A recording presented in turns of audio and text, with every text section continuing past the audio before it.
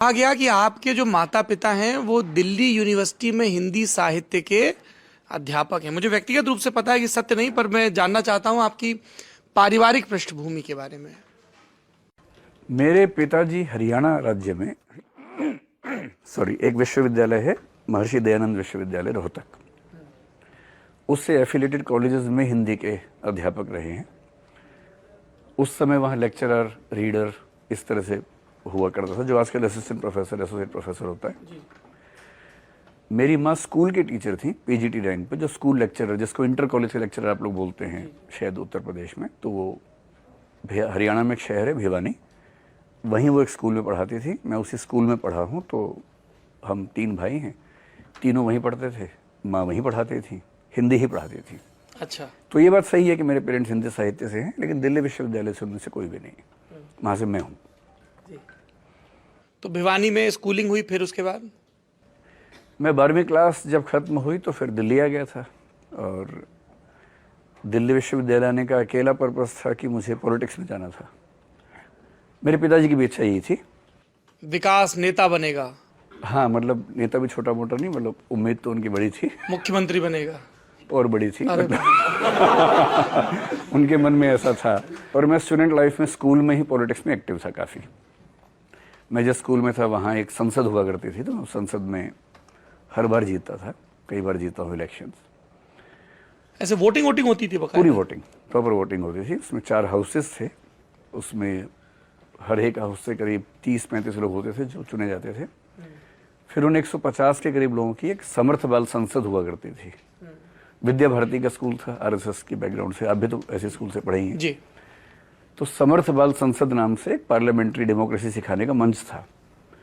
तो चारों हाउसेस से करीब 30-40 लोग उसमें हुआ करते थे, 150 लोग कुल होते थे। फिर उसमें इलेक्शंस होते थे जिसमें 150 लोग वोट डालते थे। तो उसमें मैं हर बार जीता हूँ। 12वीं क्लास में जब था तब मैं उसका प्रेसिडेंट बनने के लिए एलिजिबल था, क्योंकि 12वीं क्लास के बच्चे इलेक्शन लड़ सकते थे। उस साल कुछ वजहों से इलेक्शन कैंसिल हो गया था, वो वजहें बताना ठीक नहीं होगा, लेकिन कैंसिल हो गया था, तो वो इलेक्शन हो नहीं पाया। पर उससे पहले मैं हर साल इलेक्शन जीता था वहाँ पर।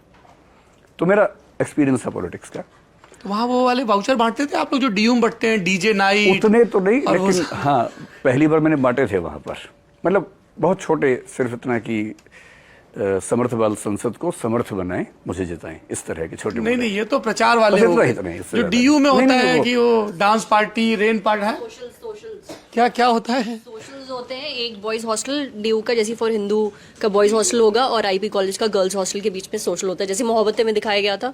अच्छा, अगर हमें वोट दोगे तो हम ये करवाएंगे? नहीं, वोट मांगने के लिए क्या क्या करते हैं? वोट पाने के लिए वाटर पार्क लेके जाते हैं, बाहर ट्रिप कराते हैं, क्योंकि मेरे जब कॉलेज में हुआ था। हाँ, पंजाब में क्या होता है? गोवा ट्रिप।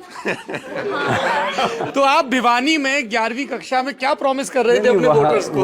वहाँ ये सब ना तो होता था ना हो सकता था, क्योंकि आप जिस स्कूल में पढ़ते हैं उसका भी तो माहौल होता है ना जी। तो वहाँ सिर्फ ये था कि एक पार्लियामेंट्री डेमोक्रेसी की बेसिक ट्रेनिंग देने की कोशिश थी। हाँ। तो उसमें स्पीच होती थी, इलेक्शन स्पीच होती थी, उसमें आप अपना जो एजेंडा है वो रखते थे।